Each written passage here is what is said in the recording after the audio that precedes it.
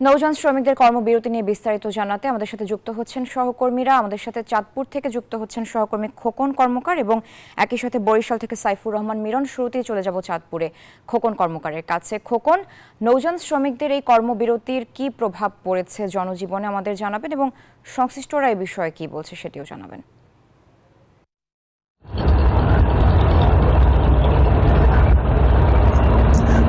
ধন্যবাদ মেহজাবিন। আসলে এই নৌযান শ্রমিকদের কর্মবিরতির ফলে কিন্তু তারা এই পণ্য উঠানো নামানো সব বন্ধ রেখেছেন এবং তারা এই দাবি নিয়ে যে তাদের সহকর্মী 7 জন মারা হয়েছে, তাদের এই সকল দাবি নিয়ে তারা সকাল গত গভীর রাত থেকেই তারা কিন্তু এই কর্মবিরতি পালন করছেন। তারা বলছেন তাদের এই যারা অপরাধী তাদেরকে খুঁজে বের করে দৃষ্টান্তমূলক শাস্তি দাবি করছেন এবং প্রত্যেক নিহত পরিবারের কাছে 20 লক্ষ টাকা সরকারিভাবে ক্ষতিপূরণ দাবি তারা করছেন। যতদিন পর্যন্ত তাদের এই দাবি মানা না হবে ততদিন পর্যন্ত তারা এই কর্মবিরতি পালন করে যাবেন বলে আমাদেরকে আশ্বস্ত করেছেন।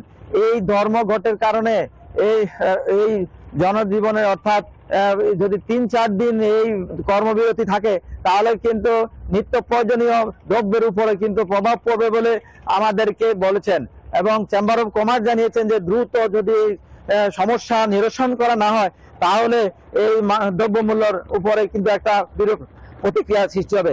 এই ছিল চাঁদপুরের নৌযান শ্রমিকদের কর্মবিরতি সর্বশেষ। আমি ফিরছি বরিশালে আমাদের সহকর্মী মিরনের কাছে। মিনল সেখানকার তথ্য জানাবেন।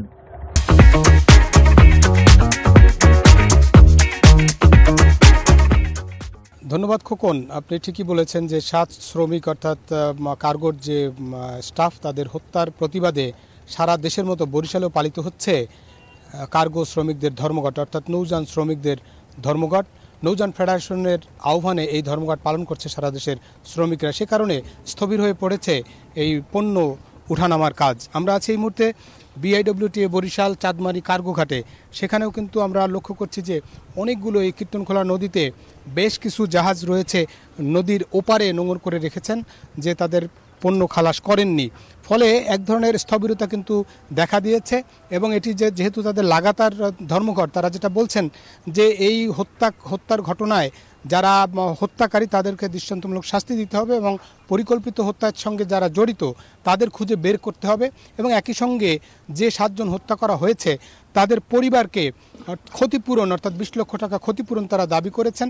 এবং এছাড়াও তারা বলেছেন যে সবসময় নদী পথে এই কার্গোগুলোতে বা নানানভাবে ডাকাতি এবং সন্ত্রাসী হামলার শিকার হন বিভিন্ন সময় এবং সে কারণে নদীপথ বা নৌপথ নিরাপত্তা দেওয়ার দাবি করেছেন।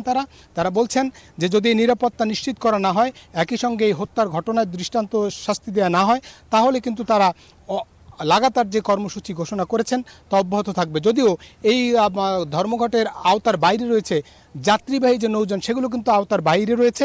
তবে তাদের দাবি যদি পূরণ না হয় তাহলে কিন্তু নৌযান ফেডারেশন যে কেন্দ্রীয় কমিটি তারা কিন্তু একসঙ্গে এই কার্গো এবং একই সঙ্গে যাত্রী সেবাও কিন্তু বন্ধ করে দেবেন এমনটাই বলেছেন। এই ছিল মূলত আমার কাছে বরিশাল থেকে এই লাগাতার যে কর্মসূচি নৌযান শ্রমিকদের কর্মসূচি, সেই কর্মসূচির সবশেষ তথ্য। ফিরছি স্টুডিওতে।